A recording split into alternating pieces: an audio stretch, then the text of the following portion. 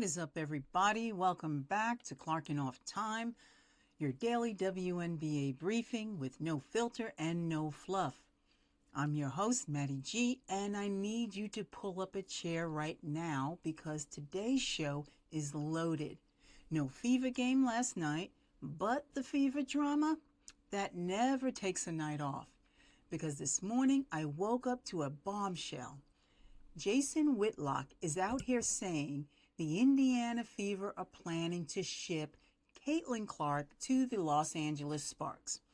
And the evidence he's pointing to is something that happened right after Clark hit that 31-foot game winner Monday night. And then WNBA All-Star voting opens tomorrow, and this is going to get very controversial very fast. And the Minnesota Lynx dropped 100 points on the Dallas Wings last night, and I am done with people sleeping on this team. Let's get into it. Before we get to the drama, let's run through what happened around the league on Tuesday, June 9th, because it was a busy night. Atlanta Dream beat the Chicago Sky 82-75. The Dream are now 7-3, and they are quietly becoming one of the most consistent teams in the entire league. Chicago drops to 5-8. The Sky are in free fall right now, and nobody seems to have an answer. Minnesota Lynx beat the Dallas Wings, and here I need you to pay attention to this score.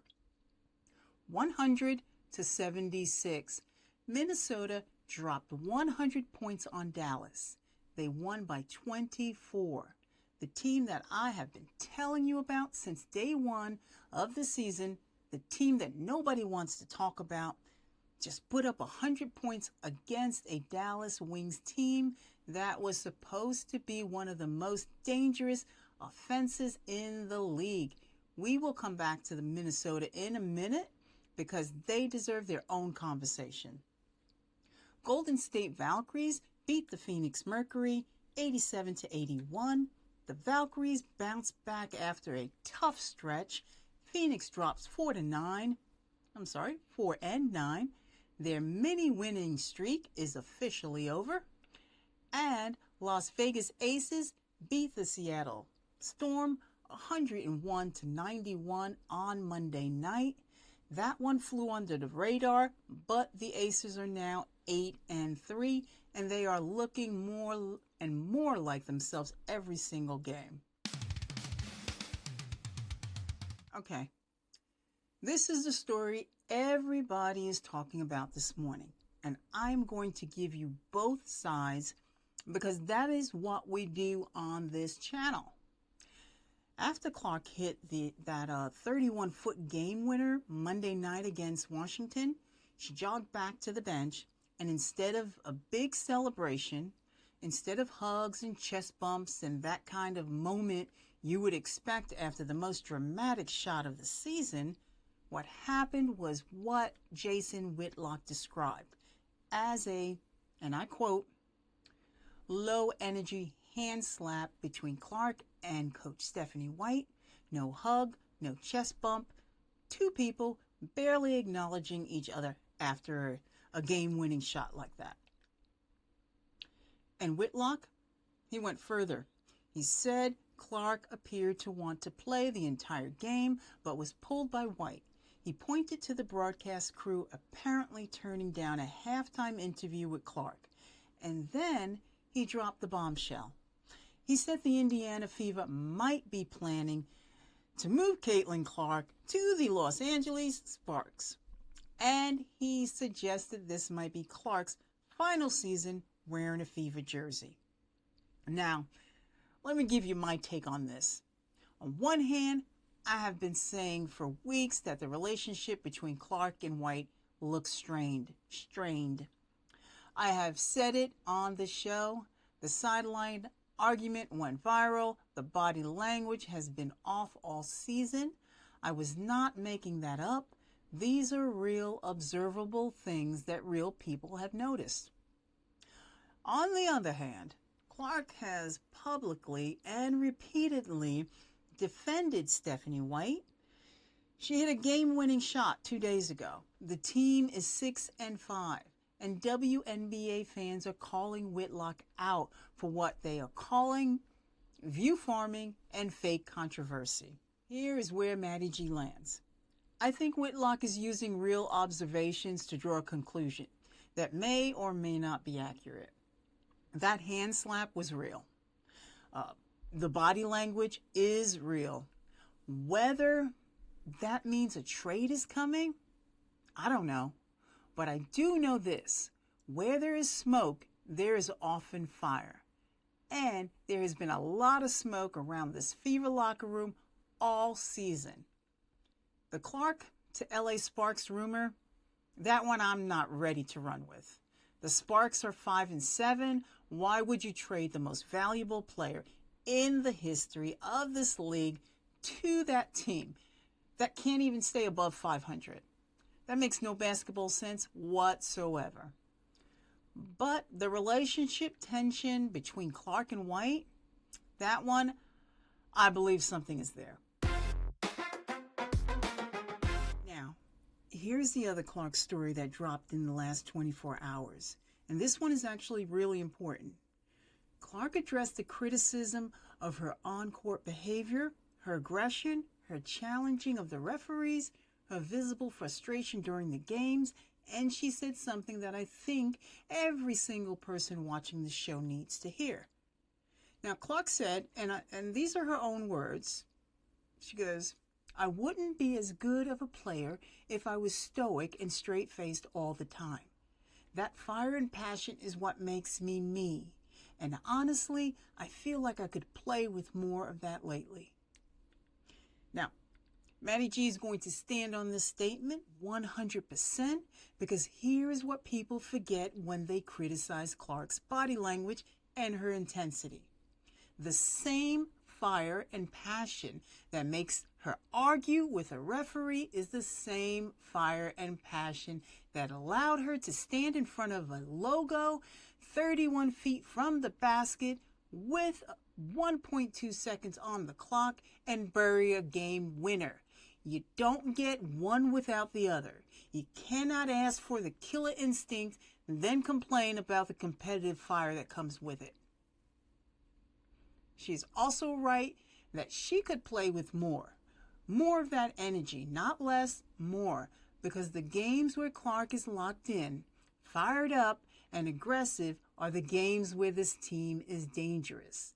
The games where she is passive, trying to fit into a system that doesn't suit her, those are the games where she shoots 28% and looks like a completely different player. Let Clark be Clark. That is the message. All-Star voting opens tomorrow, Thursday, June 11th, and it runs until June 27th. And I need you to be prepared for what is about to happen because it's gonna get loud on social media. Every year, the All-Star voting turns into a circus. Every year, there are debates about who deserves it and who doesn't. But this year, with the Clark situation, with her shooting struggles, with the trade rumors, and everything that has happened, this vote is going to be one of the most controversial in WNBA history. Here is my early All-Star ballot for the Indiana Fever. Caitlin Clark, yes. She is averaging 19 points and 8 assists per game. She has had shooting struggles, but she is still one of the most impactful players in the league. And she just hit the most dramatic shot of the 2026 season. She is an All-Star. Kelsey Mitchell, yes. 20-plus points per game, 5,000 career points. She deserves to be on that team. Aliyah Boston. This is the controversial one. Boston is having a phenomenal season. Double-doubles, clutch plays. She's the best center in the Eastern Conference. Now, MaddyG believes Aliyah Boston deserves an All-Star spot, and I want Fever Nation to vote for her. Now, here's my broader concern about All-Star voting. The WNBA uses fan voting, which means the biggest stars with the biggest social media followings get the votes. Not always the most deserving players, and there are some absolutely incredible players this season who might get overlooked because they are on a small market teams without big followings. Breanna Stewart, All-Star, no debate. Ryan Howard should be an All-Star. Paige Bueckers absolutely should be an All-Star. Olivia Miles, 8 3-pointers in a single game for Minnesota. She deserves attention. Drop a comment. Who are you voting for in the All-Star game? Let me know. The voting starts tomorrow at 2 p.m. Eastern Time on WNBA.com and the WNBA app. Use your votes. Every single one counts. I need 60 seconds on the Minnesota Lynx. Just 60 seconds. Because last night they dropped 100 points on one of the most talented rosters in the league and won by 24. They are now 9 wins and 2 losses, 9-2. The Lynx are the first in the Western Conference. They are playing the best basketball of any team in the WNBA right now, and nobody is talking about them. Olivia Miles hit 8 3-pointers against Seattle, 8 in a single game. The Lynx have scoring from multiple positions. Their defense is suffocating, and they just destroyed a Dallas Wings team that came in at 7-3 with 2 highly touted rookies. If the season ended today, Minnesota is your number 1 seed. And if they keep playing like this, they're going to be very dangerous in the playoffs. I'm putting everybody on notice right now. The Minnesota Lynx are coming. Let me break down what is coming up for the Indiana Fever and the rest of the league. Today, Wednesday, June 10th, we got 2 games. Toronto Tempo hosting the Connecticut Sun at 6 p.m. Central. Toronto is heavily favored at 74.5%.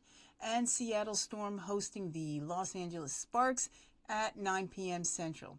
Sparks are actually favored at 68.9% on the road. Both Commissioners' Cup games. Thursday, June 11th, is a big night across the league. 4 games, and the most important one for us, Indiana Fever, hosting the Sky at 6 p.m. Central at Gainbridge Fieldhouse. Indiana is an enormous favorite at 79.7%. The Fever need to come out and handle their business at home. No collapses, no miracle shots needed, just clean basketball against a struggling Chicago team. Also, Thursday, Atlanta Dream hosting the New York Liberty at 6:30 p.m. Central. This is the battle of the East. 2 best teams. I'm watching this one very closely. Whoever wins this game is going to send a major message about who owns the Eastern Conference. And do not forget, All-Star voting opens Thursday at 2 p.m. Eastern. Get on WNBA.com and start voting for your Fever players. Fever Nation, no game last night, but we had plenty to talk about. The Clark trade rumors, the body language controversy, the All-Star voting, the Lynx destroying people. The WNBA never sleeps, and neither does Clarrkin Off Time. Thursday is going to be a big day. Fever versus Chicago, All-Star voting opens, and we will be right here Friday with the full breakdown. Before I go, today's comment questions. Do you believe the Clark to the LA Sparks trade rumor? Yes or no? And do you think Clark and White have a real problem? Yes or no? 2 questions. Drop both answers in the comments, and I am reading every single one of them. Now, if you learned something today, if you felt something today, hit that subscribe button and smash that like. drop a comment with today's questions, and I will see you tomorrow. This has been Clarrkin Off Time. Stay spicy.